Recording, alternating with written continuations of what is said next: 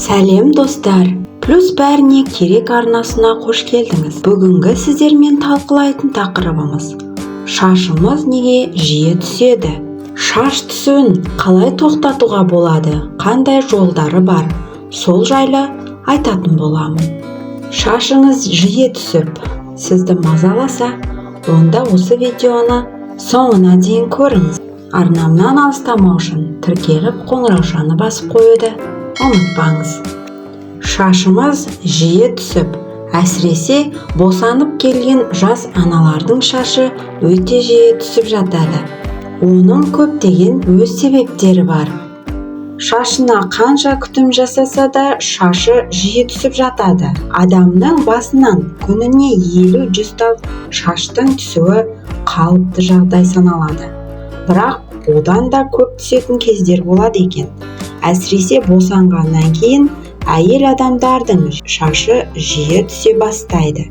Маманның айтуынша, шаштың түсуі сыртқы факторлардан және адамның ішкі органдары жұмысының әлсіздігінен де болуы мүмкін. Шаш пен бас терісін зерттейтін ғылымды трихология деп атайтынын білдіңіз бе? Ғылымда шаштың түсуін аллопеция деп атайды. Дұрыс әрі уақытылы тамақтанбау, шаш күтіміне мән бермеу, жиі күйзелу шаштың түсуіне әсер етеді. Сонымен бірге өт жолдары мен асқазан жұмысының бұзылуы, эндокрин аурулары мен қандағы темір деңгейінің жеткіліксіздігі, гормон ауытқушылығы салдарынан да шаш түседі. Сонымен қатар шаштың түсуі тұқым қуалайды. Жиі түсетін шаштың емдемес бұрын алдымен түбін қатайтатын шараларды жүргізу керек. Мамандардың пікіріне сүйенетін болсақ, шашы тым сиреп кеткен адамдар өздігінен ем қабылдамағаны дұрыс.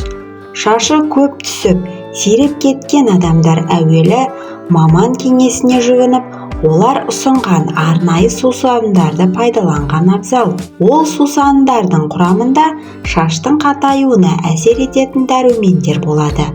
Ал үй жағдайында түймедақ, алоэ, қалақай, жалбыз шөптерін қайнатып, суын тұндырып, шашты сонымен жуу керек. Ол шаштың түсуін тежейді. Сонымен қатар 1-2 ай бойы аптасына 1 рет шаш түбін спиртпен немесе майсана майымен, яғни кастровое масло, сүртпесімен сүрту керек. 1-2 ай өткен соң шаш түбі қатая бастайды. Шаштың түсіп сиреуі көбіне шашты дұрыс күте білмеуден және күнделікті ішіп жейтін тағамдарға мән бермеуден болады.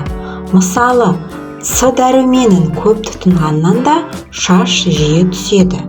Шашқа кем дегенде аптасына 1 рет күтім жасап отыру керек. Шаш кептіруге, бұралау мен тіктеуге арналған құралды қолдануды азайту керек. Бұған қоса шашты күнде жумаған дұрыс.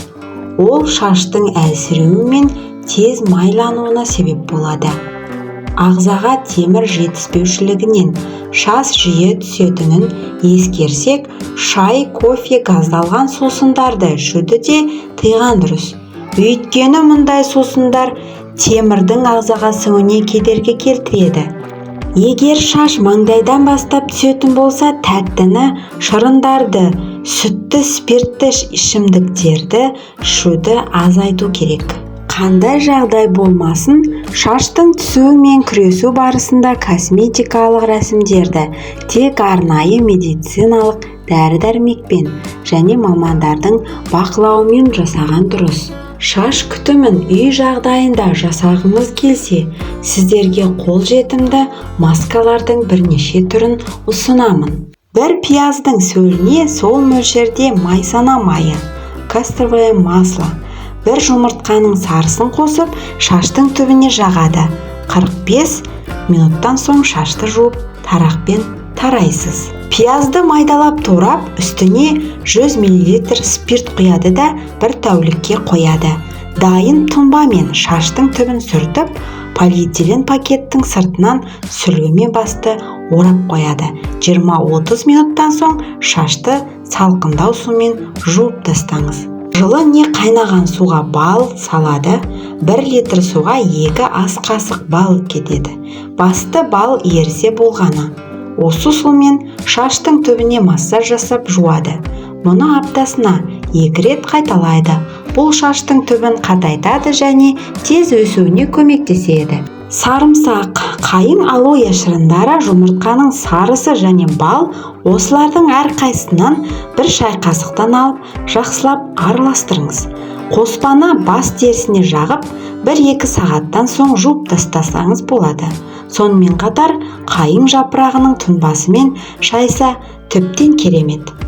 Жарты стақан айран, 1 жұмыртқа, шай қасық какаоны араластырып, бас терісіне жағады. Қоспа аздап кепкен соң қайта жағады. Дайындаған қоспа таусылғанша осылай жалғастырады. 20-25 минуттан соң балаларға арналған сусабынмен шашты жуып тастаңыз. 1 ас қасық қалақай, 200 мг қайнаған су құйып, 1-1,5 сағат тұндырады да сүзіп алады. Шашты жуған соң аздап кептіріп, осы тұнбамен бас терісін сүртеді. Емді аптасына 1-2 рет жасасаңыз дұрыс болады. Бақшаңызда өсіп тұрған қалақай бар болса, соны балғын түрінде ет тартқыштан өткізіп, суын шығарып, жақсылап, немесе блендермен езіп, суына басыңызды шайқасаңыз, жылтырап өте әдемі қалыпқа келеді. Қалақай тұнбасын өзім қолданған болатынмын. Шашыма өте керемет әсер берді. Шашыңызды жалтыратып, түбін нығайтып, балғындық береді. Шаш күтіміне арналған кеңестер кәдеңізге жараған болса, менің арнама тіркеліп, өз пікірлеріңізді қалдырып, келесі қандай видео шығарылымдарды күтесіздер, сол туралы жаза кетіңіздер. Сіздермен бірге плюс бәріне керек арнасы, келесі шығарылымдар тек сіздер үшін.